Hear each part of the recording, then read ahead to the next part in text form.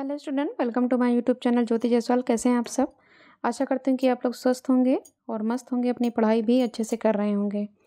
तो next topic की तरफ आते हैं। क्लास 11th का सेकंड चैप्टर कंटिन्यू है, बायोलॉजिकल क्लासिफिकेशन। और हमने आपके लास्ट वीडियो में किंगडम प्रोटिस्टा को कंप्लीट किया। अब आते हैं किंगडम फंजाई की तरफ। ये जो किंगडम फंजाई है और आगे का जो 3 किंगडम है, यानी कि kingdom Plantae and kingdom animalia, और आपका नेक्स्ट टॉपिक है वायरस वायरसेस। ये मोस्ट इम्पॉर्टेंट है। ठीक है, एक बार को तो आपके मोनेरा एंड प्रोटिस्टा थोड़े से कम पूछे जाते हैं, बट ये जो आपके 3 हैं किंगडम आएंगे, ये काफ़ी ज़्यादा पूछे जाते हैं। आपके सिलेबस में तो है ही है एंड क्वेश्चंस में भी आपके एग्ज़ाम में, और जब 12th में जाएंगे तो 12th में भी इसका है आपका चैप्टर। ठीक है, तो आगे बढ़ते हैं आपके इस टॉपिक की तरफ। बहुत ही इजी है, इजी भी कह सकते हैं, और आपका आपने पढ़ा नहीं है तो टफ भी हो सकता है, लेकिन बस कंसंट्रेशन से पढ़ना है। हर एक चीज़ पॉसिबल है। अगर हमको पढ़ना ही है तो फिर उसके आगे कोई समस्या हो ही नहीं सकती, और जब नहीं करना है तो काफ़ी समस्याएं हैं। ठीक है, तो बढ़ते हैं। ये हेटरोट्रॉफिक ऑर्गेनिज्म का एक यूनिक किंगडम है। क्यों हेटरोट्रॉफिक है? क्योंकि इसको जो है आपकी काफ़ी चीज़ों के लिए यूज़ किया जाता है। प्लांट में भी ये आपके डिजीज़ कॉज करते हैं। ठीक है, और इनका काफ़ी मल्टीपल स्ट्रक्चर्स होता है। ये आपके यूज़फुल भी हैं और हार्मफुल भी हैं। ठीक है, इनकी ग्रेट डाइवर्सिटी है, और मॉर्फोलॉजी तथा हैबिटेट में ग्रेट डाइवर्सिटी है इनकी। ठीक, क्योंकि आपके इनके बॉडी स्ट्रक्चर और जो रहने की जगह है काफ़ी बड़ी है। आप लोगों ने मॉइस्ट ब्रेड तो देखा ही होगा, सड़े गले फल भी देखे होंगे। उस पे जो वाइट आपका कलर का आ जाता है फॉर्म में, वो उससे ही हम फंगस कहते हैं। ब्रेड जब सड़ जाती हैं, देखा होगा वाइट, या ब्रेड रोटी है आपकी जो सड़ जाती है, कई दिन की हो जाती है, तो उस पर वाइट वाइट कलर का हो जाता है। कुछ भी आप मिठाई भी इवन रख दीजिए तो उस पर वाइट कलर के आ जाते हैं फॉर्म में ना, तो उसे हम फंगस बोलते हैं। खाए जाने वाला कॉमन मशरूम और टूड स्टोल भी फंगस होता है। अच्छा, मशरूम तो आपने सुना ही होगा। मशरूम क्या है? प्रकार का फंजाई है। ठीक है, इसे फंजाई ग्रुप में किंगडम में रखा गया है, जिसे आप खाते भी हैं। और एक टूड स्टोल भी आता है, मशरूम की जैसा होता है, जो आपके बरसात में होता है, जिसे आप कुकुरमुत्ता के नाम से भी जानते हैं हिंदी में। ये पेड़ों पर ज़्यादा निकलते हैं, पेड़ पर हैं या गीली जगह पे, क्योंकि मॉइस्ट में ही रहते हैं ये। तो वो क्या होते हैं, वो आपके लिए पॉइजनस हो सकते हैं, उनको नहीं खाना है। ठीक है, उनको नहीं खाया जाता है। जो आपके एडिबल मशरूम्स होते हैं, उनकी क्रॉपिंग होती है, यानी कि फील्डिंग होती है, उनको बोया जाता है, उनका क्रॉप प्रोडक्शन होता है, वो खाए जाते हैं। आपके जो अनचाहे होते हैं टूडस्टोल्स जिसे बोलते हैं, उसे मशरूम नहीं बोलते हैं। ठीक है, वो भी एक प्रकार का फंगस है।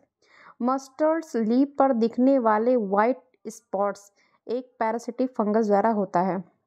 अच्छा, मस्टर्ड लीफ आपने कभी देखी है? सरसों का साग किसी ने खाया है?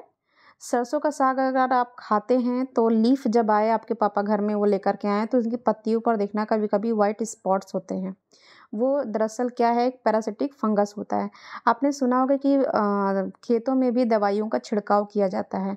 क्यों? क्योंकि खेतों में भी क्या हो जाते हैं, पेड़ पौधों में कीड़े लग जाते हैं। वो दरअसल क्या होते हैं, ये बैक्टीरिया होते हैं, आपके फंगस होते हैं, जो आपकी फसल को नष्ट कर सकते हैं। कुछ यूनिसेलुलर फंजाई, अब इसमें कुछ आपके जो फंजाई बताई गई है कि इसमें ऐसे कुछ फंजाई हैं जो आपके यूज़फुल हैं, और कुछ आपके लिए मेडिसिन्स का काम भी करते हैं, और कुछ आपके लिए हार्मफुल भी हैं। तो कुछ यूनिसेलुलर फंजाई, यानी कि इनमें किसल्स पाया जाता है, जैसे ईस्ट, यानी कि जो ब्रेड पर आपके पाए जाते हैं। ठीक है, वो क्या होते हैं, ब्रेड एंड, जैसे आप जब भटूरा खाते हो तो क्या करते हैं, भटूरे के जो आपका डो होता है, उसको पहले से, काफ़ी पहले से ही उसको क्या कर दिया जाता है, गूँथ करके रख दिया जाता है, ताकि वो क्या हो, थोड़ा फ्लफ़ी हो जाए ना। एक्चुअली में जब वो ईस्ट उसमें हो आ जाता है, और बाहर से भी ईस्ट मंगाई जाती है उसमें क्या करने के लिए, फ्लफ़ी उसको, यानी कि लाने के, सॉफ्टनेस लाने के लिए। जिससे हमारी ब्रेड होती है सॉफ्ट होती है ना, तो उसके डो को काफ़ी दिन तक क्या मतलब, काफ़ी टाइम से पहले ही, उसको बनाने से पहले उसको बना कर रख दिया जाता है, ताकि उसमें ईस्ट आ जाए। आपने देखा होगा भटूरे को बनाने के लिए आटे को काफ़ी पहले उसको गूँथ के बांध के रख देते हैं, ताकि उसमें ईस्ट आ जाए। खमीर जिसे कहते हैं, खमीर उठ जाना, ठीक है। तो ब्रेड तथा बियर बनाने में यूज़ किया जाता है। ईस्ट का यूज़, अच्छा बाहर से भी ईस्ट आती है, ज़रूरी नहीं है कि जो डो में ईस्ट आती है वही ईस्ट है, बाहर से भी ईस्ट को डाल सकते हैं जल्दी से काम करने के लिए। तो जो वो ईस्ट होती है वो बियर बनाने में भी यूज़ की जाती है। नेक्स्ट पॉइंट है कि कुछ फंजाई प्लांट्स तथा एनिमल्स में डिजीज़ उत्पन्न करते हैं। अब इसमें जो कुछ फंजाई हैं वो प्लांट्स और एनिमल्स में क्या करते हैं, डिजीज़ कॉज करते हैं। जैसे कि व्हीट रस्ट पक्सीनिया द्वारा होता है। जो आपके गेहूं के खेतों में डिजीज़ होती है उसे क्या बोलते हैं, व्हीट रस्ट पक्सीनिया, ठीक है। पक्सीनिया नाम का फंजाई होता है जिसमें व्हीट में आपके क्या होता है, रस्ट लग जाता है, तो उसे ही व्हीट रस्ट पक्सीनिया बोलते हैं। कुछ फंजाई एंटीबायोटिक्स के सोर्स होते हैं। अब आपके कुछ फंजाई जो है आपके लिए मेडिसिन का काम करती है, जैसे पेनिसिलम, आपने पेनिसिलम नोटेटम होता है, ये आपके फीवर में काम करता है, यूज़फुल है, ठीक है। आगे फंजाई कॉस्मोपॉलिटन होते हैं। ये एयर, वाटर, सॉइल तथा प्लांट्स व एनिमल्स के रूप में के ऊपर पाए जाते हैं, ठीक है। कॉस्मोपॉलिटन मतलब ऑल ओवर द इंडिया। तो कुछ फंजाई क्या होते हैं, ऑल ओवर द इंडिया में पाए जाते हैं, एयर, वाटर, सॉइल तथा प्लांट्स व एनिमल्स के ऊपर पाए जाते हैं। ये वार्म व ह्यूमिड स्थानों में ग्रो करना पसंद करते हैं, जहाँ पे ज़्यादा थोड़ा नमी हो उस स्थानों पर जल्दी ग्रो कर जाते हैं। आपने देखा होगा कि हम भोजन को रेफ्रिजरेटर में क्यों रखते हैं या फ्रिज में ठंडी जगहों पे क्यों रखते हैं। जब कुछ बनाते हैं काफ़ी देर हो जाती है तो कहते हैं फ्रिज में रख दे वरना ख़राब हो जाए, क्योंकि उसको किससे बचाना है, हमें बैक्टीरिया और फंजाई से बचाना है। इसके लिए हम क्या रख देते हैं, फ्रिज में। यानी कह सकते हो कि जो आपका मोस्टली फंजाई कॉमनली पाया जाता है, आप देख सकते हो आपके भोजन में ही मिल जाएगा, ठीक है। अब इसमें बात आती है कि जो हमारा फंजाई होता है ना, उसका स्ट्रक्चर हम माइक्रोस्कोप के द्वारा ही दे सकते हैं। उनका जो इंटरनल मॉर्फोलॉजिकल स्ट्रक्चर होता है वो हम माइक्रोस्कोप के द्वारा ही दे सकते हैं, नेकेड आई से नहीं दे सकते हैं। तो जो जिन्होंने बायोलॉजिस्ट है वो नेकेड आई से जिन्होंने देखा है तो उन्होंने बताया कि इनका स्ट्रक्चर कैसे होता है। यूनिसेलुलर ईस्ट को छोड़कर फंजाई फिलामेंटस होते हैं। यानी कि जो वो फंजाई आपके, यानी कि ईस्ट को छोड़ करके बाकी जितने भी फंजाई हैं वो सब क्या होते हैं, फिलामेंटस होते हैं, यानी धागे नुमा उनमें स्ट्रक्चर होता है, संरचना होती है। उनकी बॉडी में एक लॉन्ग सिलेंडर थ्रेड लाइक संरचना होती है जिसे हम हाइफी कहते हैं। अब उसी फिलामेंट के अंदर कैसी संरचना होती है, long cylinder like thread like संरचना होती है जिसे हम हाइफी कहते हैं। और हाइफी के नेटवर्क को, यानी कि कई हाइफी मिल जाते हैं, उनकी जाल बन जाती है, तो उनको हम क्या बोलते हैं, माइसीलियम बोलते हैं। क्या बोलते हैं, माइसीलियम बोलते हैं। अब कुछ हाइफी में सेप्टा नहीं होते हैं। सेप्टा मतलब उनमें क्या होता है, डिवाइडेशन नहीं होता है। आपके इस हम पॉइंट पे चल रहे हैं, आप पॉइंट्स को देखते जाइए तो समझ में आते जाएंगे, ठीक है। कुछ हाइफी में सेप्टा नहीं होते हैं। ये कंटिन्यूअस ट्यूब्स जैसे होते हैं।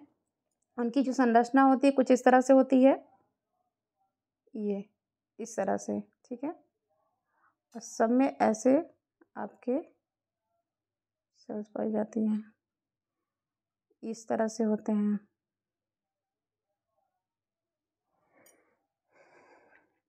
ओके, हाँ। कुछ हाइफी आपके कुछ हाइफी में सेप्टा नहीं होते हैं, कंटिन्यूअस ट्यूब जैसे होते हैं जिसमें मल्टी न्यूक्लिएटेड साइटोप्लाज्म भरा होता है। इसमें क्या होता है, मल्टी न्यूक्लिएटेड साइटोप्लाज्म, यानी कि उनमें एक से ज़्यादा न्यूक्लियस पाए जाते हैं और साइटोप्लाज्म भरा होता है। ऐसे हाइफी को सिनोसिटिक हाइफी कहते हैं। किस हाइफी को, जिसमें आपके मल्टी न्यूक्लिएटेड साइटोप्लाज्म भरा होता है, उस हाइफी को सिनोसिटिक हाइफी कहते हैं। और हाइफी क्या है, आपके फिलामेंट वाले स्ट्रक्चर में, यानी कि आपके जो फंजाई है उसमें सिलेंडर के थ्रेड लाइक संरचना होती है, उसे हाइफी कहते हैं। और एक हाइफी के अंदर आपके मल्टी न्यूक्लिएटेड होते हैं, यानी कि एक से ज़्यादा न्यूक्लियस पाए जाते हैं और न्यूक्लियस के आसपास क्या होता है, साइटोप्लाज्म भरा होता है।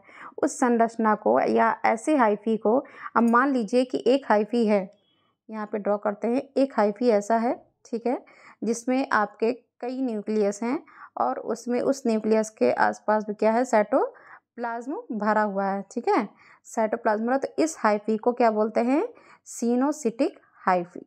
क्या बोलते हैं, सिनोसिटिक हाइफी बोलते हैं। समझ में आया, ओके। अधिकतर हाइफी में सेप्टा या क्रॉस वॉल्स होती है, लेकिन इसमें बताया गया तो कुछ हाइफी में सेप्टा वॉल्स नहीं होती हैं। फंजाई की सेल वॉल काइटिन तथा पॉलीसेकेराइड्स की बनी होती है। Now this is the most important point. कि फंजाई की सेल वॉल किसकी बनी होती है। आप ये पढ़ भी चुके हैं क्लास 9th में, लेकिन फिर भी इम्पोर्टेंट है कि फंजाई की सेल वॉल काइटिन तथा पॉलीसेकेराइड्स की बनी होती है।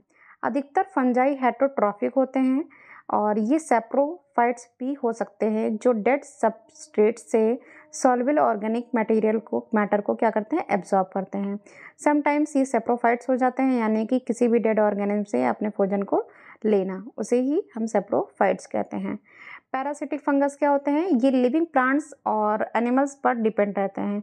जैसे आपके अभी बताया ऊपर कि कुछ प्लांट्स में ये डिजीज़ कॉज करते हैं, तो प्लांट में क्या करते हैं, पैरासिटिक हो जाते हैं ना, उन्हीं से भोजन लेते रहते हैं, इसलिए इनको पैरासिटिक फंगस भी कहा गया है। सिम्बायोंट्स फंगस जैसे लाइकेन, हमने अभी लास्ट वीडियो में बताया कि एल्गी फंजाई के बीच की जो कड़ी है वो है लाइकेन, सिम्बायोंट यानी कि लिंक, तथा माइकोराइजा क्या है, fungi plus root of higher plants, उनके बीच की कड़ी। माइकोराइजा और लाइकेन ये सिम्बायोंट्स हैं, एक दूसरे के लिंक हैं, किसके, फंजाई और एल्गी के बीच के। ठीक है, तो ये भी आपका मोस्ट इम्पोर्टेंट टॉपिक है इसमें। अब आते हैं रिप्रोडक्शन। अभी तक की हमने इसके स्ट्रक्चर को पढ़ा, ठीक है, कि जो फंजाई का स्ट्रक्चर होता है फिलामेंटस होता है। फिलामेंटस में आपके एक सिलेंडर थ्रेड लाइक स्ट्रक्चर होती है जिसे हाइफी बोलते हैं। हाइफी के कई हाइफी को की संरचना को, जाल को क्या बोलते हैं आपके, हाइफी माइसीलियम बोलते हैं। ठीक है, अब ये हाइफी के ही अंदर मल्टी न्यूक्लिएटेड साइटोप्लाज्म भरा था जिसे हम सिनोसिटिक हाइफी बोलते हैं। इसकी सेल वॉल जो होती है, किसकी, हाइफी की सेल वॉल, जो फंजाई की सेल वॉल होती है वो किससे बन के होती है, काइटिन एंड पॉलीसेकेराइड्स की बनी होती है। कुछ हमारे फंजाई यूजफुल होते हैं जैसे आपके पेनिसिलम है, और कुछ आपके फंजाई जो होते हैं वो आपके प्लांट में डिजीज कॉज करते हैं like wheat rust of Puccinia. और कुछ जो आपके फंजाई होते हैं वो आपके क्या होते हैं, आपके फूड पर लगे होते हैं। चलिए आगे बढ़ते हैं। रिप्रोडक्शन, इसमें रिप्रोडक्शन कैसे होता है, यानी कि आगे कैसे अपना मल्टीप्लिकेशन करते हैं। तो इनके क्या क्या मेथड हो सकते हैं रिप्रोडक्शन के। वेजिटेटिव करते हैं ये, बिल्कुल। एसेक्सुअल होता है स्पोर्स के द्वारा, सेक्सुअल भी होता है। तो अब इसमें ये जो आप मेथड पढ़ रहे हैं, सेक्सुअल रिप्रोडक्शन और वेजिटेटिव एंड एसेक्सुअल, तो पढ़ते हैं। वेजिटेटिव रिप्रोडक्शन ये क्या होता है, ये फ्रेगमेंटेशन, फिजन एंड बडिंग द्वारा होता है। अच्छा, वेजिटेटिव और ये जो तीनों मोड ऑफ रिप्रोडक्शन है इनसे हम परिचित हैं बिल्कुल, क्योंकि आप रिप्रोडक्शन कई क्लासेस से पढ़ते चले आ रहे हो क्लास 9th से, मोड ऑफ रिप्रोडक्शन में क्या क्या होते हैं, एसेक्सुअल में क्या होता है, वेजिटेटिव रिप्रोडक्शन में क्या होता है। तो जाहिर सी बात है कि वेजिटेटिव रिप्रोडक्शन में पढ़ाया गया था कि फ्रैगमेंट से, यानी कि किसी भी ऑर्गेनिज्म के टुकड़े से हो जाता है, फिजन द्वारा एंड बडिंग के द्वारा। एसेक्सुअल रिप्रोडक्शन या स्पोर्स के द्वारा होता है, जिन्हें कोनिडिया या स्पोरेंजियोस्पोर्स, जो स्पोर्स भी कहते हैं। किसी भी फंजाई के जो हाइफी होते हैं, आपके हाइफी ऊपर की तरफ होते हैं, ठीक है, इनके फ्रेगमेंट्स को, ठीक है, उनके हाइफी जो स्पोर्स होते हैं उनके ही द्वारा क्या होता है, रिप्रोडक्शन होता है। सेक्सुअल रिप्रोडक्शन या ऊ स्पोर्स, एस्को स्पोर्स और बेसिडियो स्पोर्स द्वारा होता है। विभिन्न स्पोर्स डिस्टिंक्ट स्ट्रक्चर्स में प्रोड्यूस होते हैं। अच्छा, इसमें कुछ चीज़ें हैं, थोड़ी सी हम आगे बढ़ेंगे, क्यों, क्योंकि बहुत ज़्यादा ये चीज़ें जो हैं आपकी जो दिख रही हैं, ये एस्को स्पोर्स, ऊ स्पोर्स, अभी इसको आपको क्लियर नहीं हो पाएगा, ठीक है, तो थोड़ा सा पेशेंस रखिए, ये भी चीज़ें क्लियर हो जाएंगी, क्योंकि आगे के चैप्टर जो आएंगे उसमें ये क्लियर हो जाएगा। विभिन्न स्पोर्स डिस्टिंक्ट स्ट्रक्चर्स में प्रोड्यूस होते हैं जिन्हें हम फ्रूटिंग बॉडीज कहते हैं।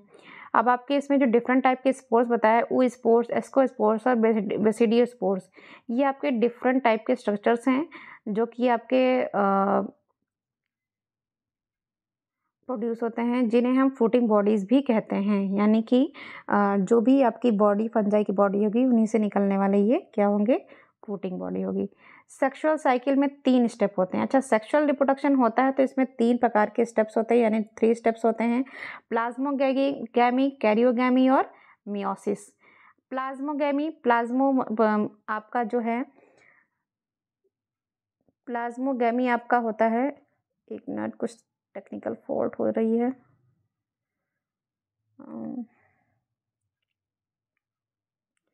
ओके, सेक्सुअल साइकिल में 3 स्टेप होते हैं। प्लाज्मोगैमी, इसमें 2 मोटाइल और नॉन मोटाइल गैमेट्स के प्रोटोप्लाज्म का फ्यूज़न होता है। नाम से पता चला है प्लाज्मा ना, तो प्लाज्मा आपका आखिरी में जुड़ा हुआ है, देखिए इससे कंफ्यूज मत होना। और एकदम एक की वर्ड की बना लीजिए, प्लाज्मा लिखा है प्लाज्मोगैमी, और गैमी का मतलब क्या होता है, गैमीट होता है ना। तो इसमें एक दो मोटाइल भी हो सकते हैं और नॉन मोटाइल भी हो सकते हैं। तो इनके जो प्रोटोप्लाज्म है उनका फ्यूज़न होगा। जो अंदर आपका जीवद्रव्य भरा होता है उनका जब फ्यूज़न हो जाएगा तो इनमें क्या हो जाएगा, रिप्रोडक्शन की प्रक्रिया चालू हो जाएगी। उसके बाद क्या होगा, जब प्लाज्मोगैमी हो जाएगा तो कैरियोगैमी, कैरियोट्स नाम सुना हुआ, हमने कई बार बताया है आपकी क्लास 9th और 10th में, आपने देखा होगा वीडियो, नहीं देखा है तो जाके देखिए, कुछ इससे भी सीखने को मिलेगा आपको ज़रूर। जिनकी क्लास रह गई है कोरोना की वजह से, कोविड की वजह से आप नहीं पढ़ पाए हैं, तो एक बार जब तक आप पढ़ेंगे नहीं तब तक ये चीज़ें नहीं समझ में आएंगी। कैरियोगैमी मतलब न्यूक्लियस, दो न्यूक्लियाई के बीच में फ्यूज़न होना कैरियोगैमी कहलाता है। मियोसिस या जाइगोट में होता है, जाहिर सी बात है जाइगोट के अंदर ही मियोसिस होता है, जिसमें हैप्लॉइड स्पोर्स उत्पन्न होते हैं। सेक्सुअल रिप्रोडक्शन में कॉम्पैटिबल मैटिंग के समय दो हैप्लॉइड हाइफी पास पास आते हैं, और कुछ फंजाई में दो हैप्लॉइड सेल्स के फ्यूज़ होने के तुरंत बाद डिप्लॉइड सेल्स बन जाती है। अच्छा, ये डिप्लॉइड सेल्स कब बनती हैं, हैप्लॉइड सेल्स कब बनते हैं, मियोसिस के लाइफ साइकिल में आप यानी क्लास 9th में पढ़ चुके हैं, तो यहाँ पे डिटेलिंग करने की आवश्यकता नहीं है हमको, लेकिन फिर भी यहाँ पे अभी मैं नहीं कर सकती क्योंकि अभी ऐसा टॉपिक नहीं है ये मियोसिस, यहाँ पे सिर्फ बताया गया है। और एक बार आप जाकर रिवीजन जरूर करिएगा, अगर कहीं किसी और चैप्टर में मियोसिस आता है तो मैं उसको पूरा डिटेल में आपको बता दूंगी। अदर फंजाई जैसे एस्कोमाइसिटीज एंड बेसिडियोमाइसिटीज में एक इंटरवेनिंग यानी मध्यवर्ती डाइकैरियोटिक स्टेज आती है, जिसमें आपके जो हैप्लॉइड के 2 न्यूक्लियाई होते हैं होती है, इस कंडीशन को डाइकैरियोन तथा इस फेज को डाइकैरियोफेज कहते हैं। बाद में पैरेंटल न्यूक्लियाई फ्यूज़ हो जाते हैं, यानी कि जो दो न्यूक्लियाई होते हैं हैप्लॉइड वो एक दूसरे में फ्यूज़ हो जाते हैं, और सेल्स क्या हो जाती हैं, डिप्लॉइड हो जाती हैं। जैसे कि इसमें देखिए सिचुएशन दिखाई जा रही है n+n, n को किससे शो किया जाता है, हैप्लॉइड से शो किया जाता है। ठीक है, तो ये 2 न्यूक्लियाई क्या हो जाते हैं, फ्यूज़ हो जाते हैं और क्या बना लेते हैं, 2n, जिसे हम डिप्लॉइड कहते हैं। फंजाई फ्रूटिंग बॉडीज़ बनाती हैं जिसमें रिडक्शन डिवीज़न होता है और जिससे हैप्लॉइड स्पोर्स बनते हैं। रिडक्शन का मतलब होता है ब्रेक हो जाना, जब इसमें से -n हो जाएगा तो क्या हो जाएगा, n, यानी कि हैप्लॉइड स्पोर्स। माइसीलियम की morphology, mode of spore formation, जो माइसीलियम की मॉर्फोलॉजी यानी कि जो आपका स्ट्रक्चर होता है वो, ठीक है, बॉडी स्ट्रक्चर, और मोड ऑफ स्पोर फॉर्मेशन यानी कि स्पोर फॉर्मेशन का तरीका, फ्रूटिंग बॉडी यानी स्पोर का बनना के आधार पर, ये तीनों चीज़ों के आधार पर फंजाई को 4 क्लासेस में बांटा गया है। माइसीलियम स्टार्टिंग में मैंने पढ़ाया, माइसीलियम की मॉर्फोलॉजी यानी कि उनके जो बॉडी स्ट्रक्चर है, मोड ऑफ स्पोर फॉर्मेशन है, स्पोर फॉर्मेशन का जो तरीका है, और स्पोर फॉर्मेशन यानी कि फ्रूटिंग बॉडीज़ के आधार पर, यानी कि सब में जितने भी विभिन्न प्रकार के आपके फंजाई हैं सब में अलग अलग तरीके होंगे। ठीक है, तो उन्हीं तरीकों के जो तरीका है उनके आधार पर फंजाई को 4 क्लासेस में रखा गया है कि अगर इन दोनों का सेम है तो इनको एक क्लास में, इन दोनों का सेम है तो इनको एक क्लास में, इन दोनों का सेम है तो इनको एक क्लास में। तो जो क्लासेस है कौन कौन सी है, फाइकोमाइसिटीज़, एस्कोमाइसिटीज़, बेसिडियोमाइसिटीज़ एंड ड्यूटेरियोमाइसिटीज़। तो इन चारों क्लासेस को भी पढ़ेंगे, बट हम नेक्स्ट वीडियो में पढ़ेंगे, क्योंकि अभी के लिए आपके लिए इतना ही बहुत है। धीरे धीरे हम पढ़ेंगे, बहुत ही जल्दबाजी में नहीं, क्योंकि चीज़ों को समझना भी बहुत ज़रूरी है। ठीक है, तो नेक्स्ट वीडियो का वेट करिएगा, और आशा करते हैं कि आपका 2 दिन के अंदर जो है ये चैप्टर खत्म हो जाएगा। 3 से आपकी 2-3 वीडियो बची हुई हैं इनकी, ठीक है, 3 सेक्शन में बने हुए हैं। तो समझ में आ रहा होगा आई होपली, और नहीं समझ में आ रहा होगा तो भी मुझे कमेंट करके ज़रूर बताइएगा, क्योंकि आपकी संतुष्टि मेरे लिए बहुत मायने रखती है। Thank you for watching this video.